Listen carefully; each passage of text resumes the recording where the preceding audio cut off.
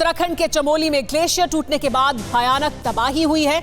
इस तबाही में 202 लोग लापता हैं। हर पल तबाही से जुड़ी नई नई तस्वीरें सामने आ रही हैं जो रोंगटे खड़े करने वाली हैं। चमोली के तपोवन में टनल के पास सबसे बड़ा रेस्क्यू ऑपरेशन चल रहा है। 100 मीटर का रास्ता साफ हुआ है, लेकिन जो हालात हैं वो ये बता रहे हैं कि पूरी टनल को साफ करते करते रात हो जाएगी। TV9 भारतवर्ष की टीम ग्राउंड जीरो पर डटी हुई है और एक एक पल की रिपोर्ट आप तक पहुंचा रही है। देखिए 60 सेकंड में ऑपरेशन टनल।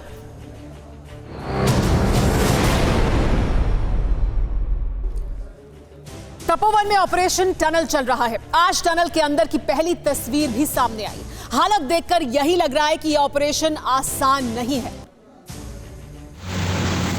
ये वो टनल है जहां कई जिंदगियां तबाह हो गई, मलबे में कई सांसें दब गई, सैकड़ों मजदूरों के फेफड़ों में नदी का जहरीला गाद भर गया। अब तलाश जारी है कि वो कहां हैं? कहां हैं इस टनल को बनाने वाले मजदूर? कहां हैं वो लोग जो घर से दूर रोटी कमाने आए थे लेकिन इस काल के गाल में फंस गए? आईटीबीपी लगातार रेस्क्यू ऑपरेशन चला रही है। अभी भी टनल में रेस्क्यू ऑपरेशन चल रहा है। ये तस्वीरें तपोवन के अंदर सुरंग की हैं। यहाँ से आईटीबीपी मलबा निकाल रही है। टीम सुरंग में अंदर तक घुस गई है। अभी और 100 मीटर सुरंग के अंदर जाना बचा है। सफाई के बाद ही तस्वीर साफ हो पाएगी कि अभी भी अंदर क्या क्या दबा है। इस टनल में कई चीजें भी मिल रही हैं। टनल में 220 मीटर अंदर एक बोलेरो गाड़ी, 2 जेसीबी मशीन और एक क्रेन फंसी है। रेस्क्यू टीम को उम्मीद है कि सैलाब आने के समय शायद कुछ लोग टनल के अंदर उस गाड़ी में बचने के लिए बैठे होंगे और उनकी तादाद भी ज्यादा हो सकती है। इसलिए टनल को जल्दी से मलबा हटाकर साफ किया जा रहा है ताकि अगर लोग उस बोलेरो में बैठे हों तो उन्हें बचाया जा सके। चमोली में जिन जगहों पर तबाही हुई उन जगहों का हवाई सर्वे किया गया। जिस टनल में रेस्क्यू ऑपरेशन चलाया जा रहा है वहां केंद्रीय मंत्री आरके सिंह भी पहुंचे।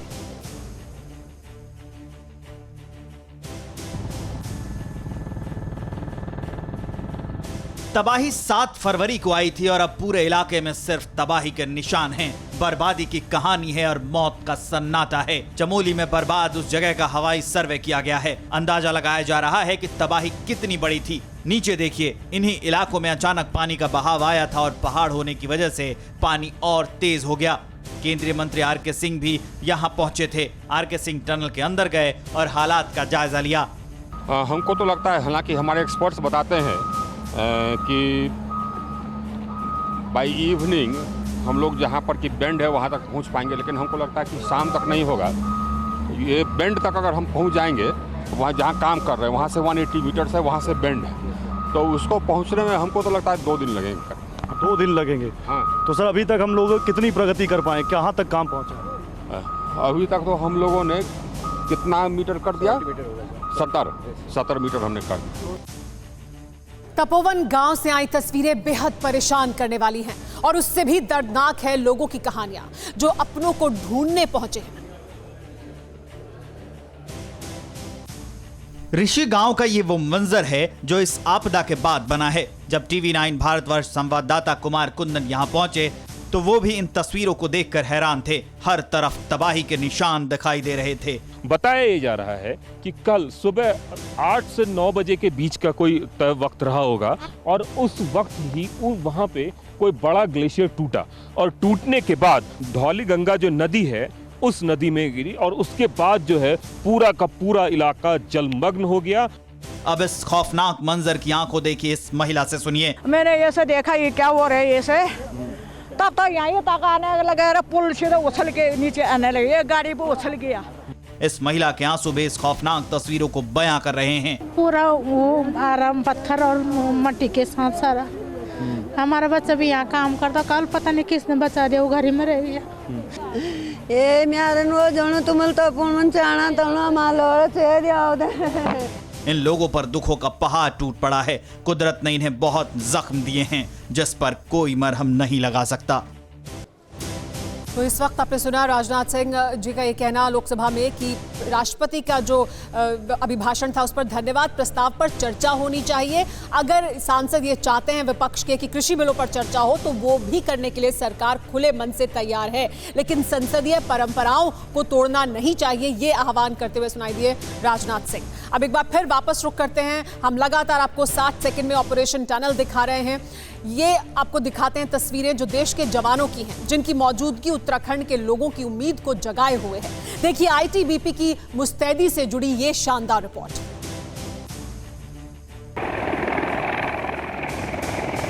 आपदा कहीं भी हो, कितनी भी बड़ी हो, हालात कितने ही मुश्किल क्यों ना हो, ये देश के जवान हैं जो हर मुसीबत में आपके साथ हैं। इन तस्वीरों में आईटीबीपी के जवानों का जज्बा दिख रहा है। हेलीकॉप्टर के जरिए लोगों को बचाया भी जा रहा है और चमोली के तबाही से प्रभावित इलाकों में खाने पीने का सामान भी भेजा जा रहा है। आईटीबीपी के ये जवान ह्यूमन चेन बनाकर लोगों तक रसद पहुंचा रहे हैं।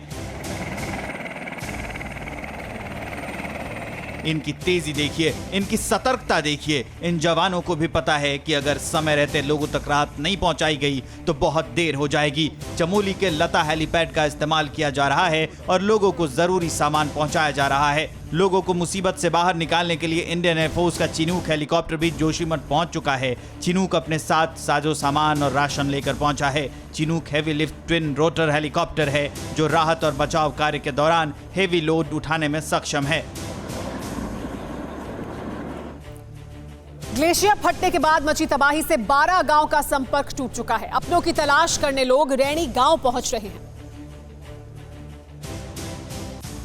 इस वक्त हम खड़े हैं रैणी गांव में। ये ग्राउंड जीरो वही जगह है जहां पर सैलाब आया था रविवार की सुबह लगभग 9 बजे। आप देख सकते हैं कि ये डेथ वैली है और जो सामने पुल देख रहा है आप, उसी ये पुल पूरी तरीके से टूट चुका था और जो संपर्क दूसरे गांव जाने का ये रास्ता था वो संपर्क कट चुका है। ठीक मेरे पीछे ये जो आप पहाड़ी देख रहे हैं, इस पहाड़ी में ग्लेशियर फटा था और उसके बाद जो सैलाब है वो इस वैली में आया था। और ठीक यहाँ इस वैली में पीछे आप जो देख रहे हैं कैमरे की नजर से, यहाँ पर श्री गंगा प्रोजेक्ट था जो कि पूरी तरीके से ध्वस्त हो चुका है। यहाँ से सैकड़ों लोग, 150 से ज्यादा लोग अभी तक लापता बताए जा रहे हैं। संपर्क मार्ग पूरी तरीके से टूट चुका है और आप देखिए कि जो मिट्टी है यहाँ पर ये लगभग 100 मीटर ऊपर तक पहुंच चुकी थी, यानी कि जो मलबा और पानी था वो लगभग 100 मीटर से ज्यादा की ऊंचाई तक यहाँ पर बह रहा था। ये डेथ वैली, यहाँ पर देखिए किस तरीके से कीचड़ यानी गाद अभी भी जमा, और पीछे से जो पानी आ रहा है वो भी काफी ज्यादा गंदा है जिसमें पूरी तरीके से कीचड़ भी मिली हुई है।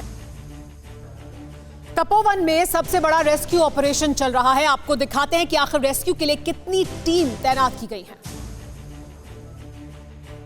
उत्तराखंड में कुदरती आफत ने फिर अपना कहर बरपाया। ग्लेशियर टूटने की वजह से चमोली में बड़ा नुकसान हुआ।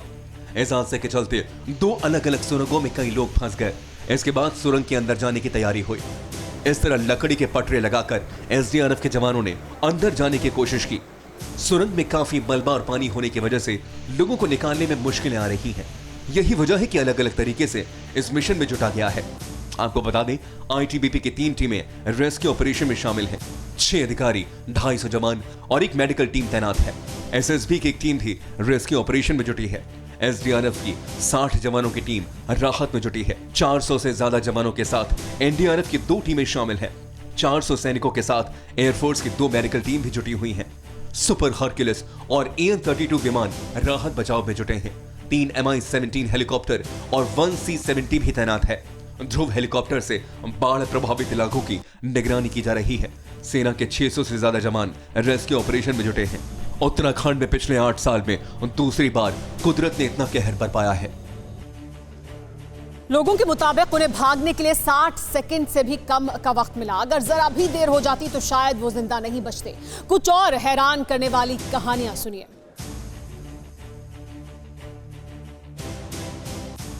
अब इन तस्वीरों को देखिए। ये वो बैराज है जिसे तोड़ते हुए मलबे का सैलाब आया और टनल में घुस गया। हर तरफ मलबा दिखाई दे रहा है। अब आप देखिए गाद कितना ज्यादा आया है। जो स्लेजिंग है वो बराज के ऊपर तक जमी हुई है मिट्टी। 15 फुट से ऊपर की ऊंचाई है और इतना ज्यादा पानी आया है कि ये पूरा का पूरा बराज को एक तरह से तोड़ दिया है। यहाँ पे जो भी साहब थे, इंचार्ज थे कंपनी को, जो भी बड़े बड़े इंचार्ज थे, सब हम लोग उधर से भागते भागते आए।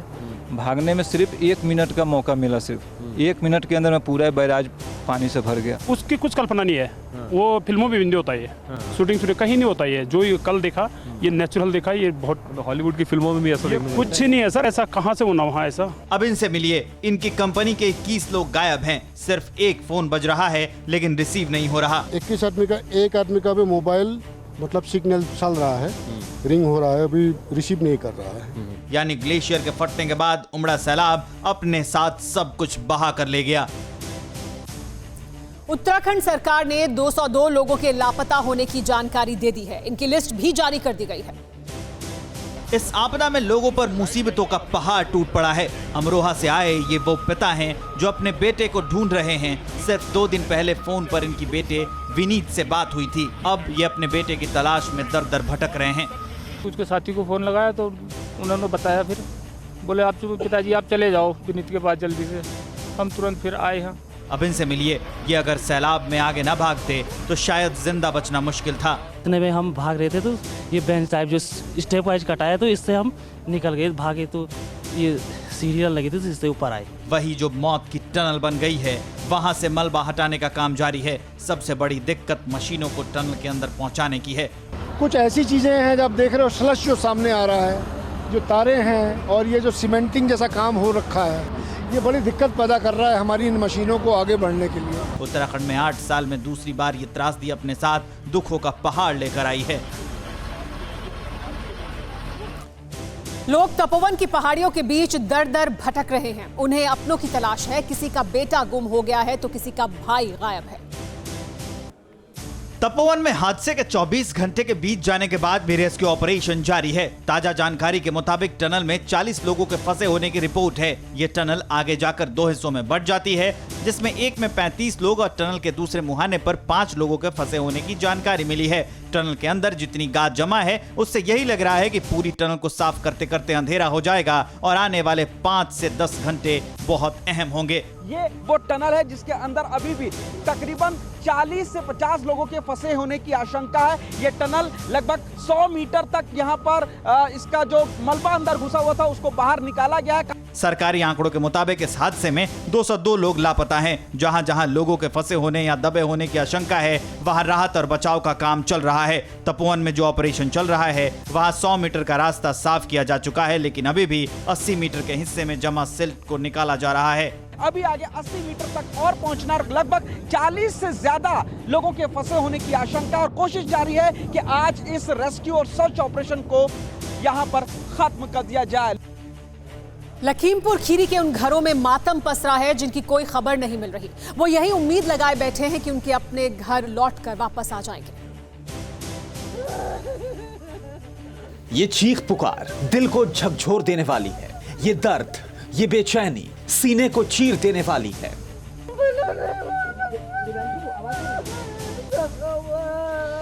जिनके अपने लापता हुए सब एक साथ आ गए, उसके बाद सिर्फ आंसुओं का सैलाब नजर आया। परसों फोन पे बात हुई थी आपकी?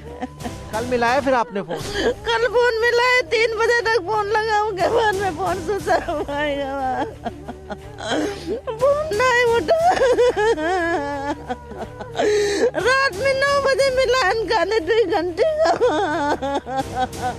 भूलनपुर गांव के रहने वाले विमलेश की पत्नी का इतना बुरा हाल है कि वो बातचीत करने की हालत में ही नहीं है। कल बात नहीं हुआ, परसों बात हुआ। कब गए थे विमलेश वहाँ पर काम करने? सभी लोग साथ में गए थे। जिला प्रशासन ने स्थानीय पुलिस की एक टीम चमोली के लिए रवाना की है, जो वहां फंसे मजदूरों की तलाश कर रहे हैं। इस त्रासदी में लखीमपुर खीरी के 60 से ज्यादा लोग लापता हो गए। ऐसे में TV9 भारतवर्ष ने एक परिवार को उसके बेटे से मिलाने का काम किया।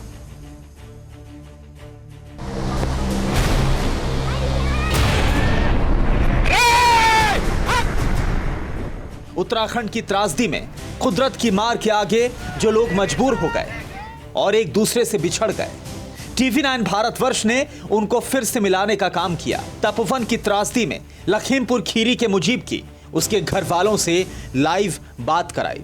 हाँ भैया, भैया बात नहीं कोई करावती नहीं। हाँ भैया, हाँ भैया, हाँ भैया, भैया बोलो। हाँ भैया, हाँ भैया बताओ।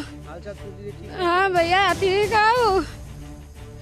हाँ आवती भैया, भैया आवती आवाज। हाँ भैया, भैया तुम ठीक हो? ठीक है जब तुम परेशान ना हो। परवाह देश की, सोमवार से शुक्रवार रात 10 बजे TV9 भारतवर्ष पर।